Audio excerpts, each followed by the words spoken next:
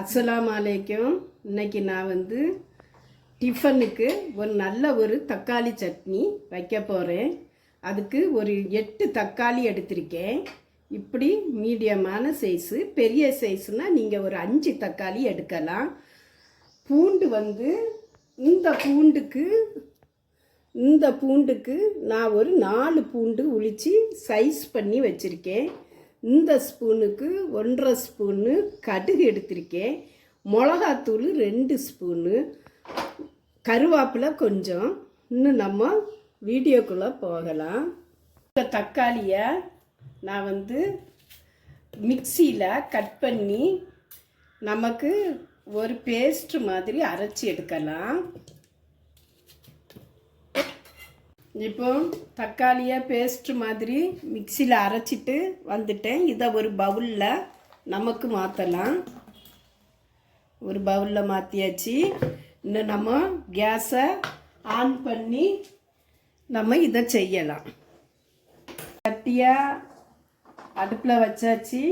கொஞ்சம் நான் கடலெண்ணெய் ஊற்றுவேன். நமக்கு எவ்வளோ தேவையோ அவ்வளோ நீங்கள் ஊற்றிடுங்க. எனக்கு இது ஒரு 5 ஸ்பூன் ஆகுது.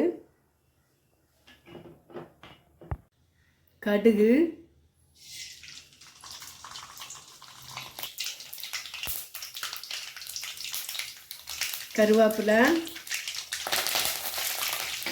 கருவேப்பிலை காஞ்சதும் நம்ம இந்த பூண்டை இதில் போடணும்.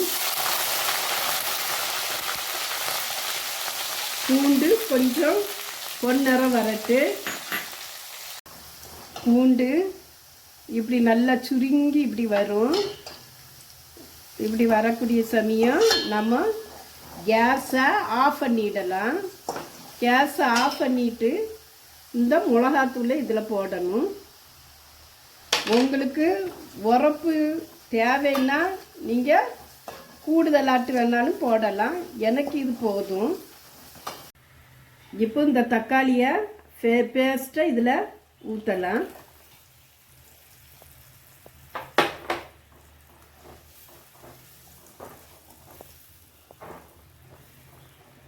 ஊற்றி கேஸை ஆன் பண்ணிடலாம்.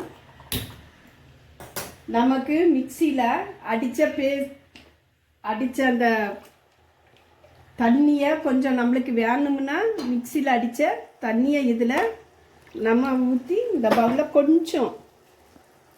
கொஞ்சம் நிறைய ஊற்றாண்டாம், கொஞ்சம் ஊற்றி இதில் பண்ணிடலாம். இன்னும் இதுக்கு வேண்டியது உப்பு,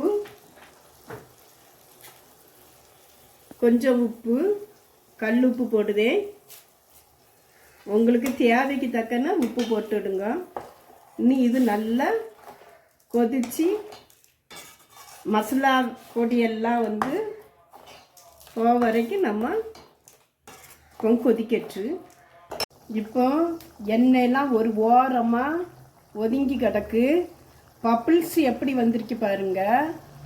இன்னும் நமக்கு இந்த கேஸை ஆஃப் பண்ணிடலாம்.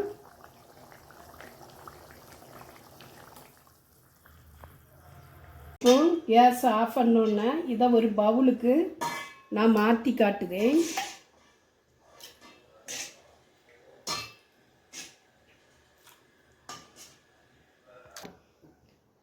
நான் தக்காளி சட்னி 7 தக்காளி பழம் போட்டிருந்தேன். எனக்கு இவ்வளோ சட்னி வந்திருக்கு. ரொம்ப அருமையாக இருக்கு.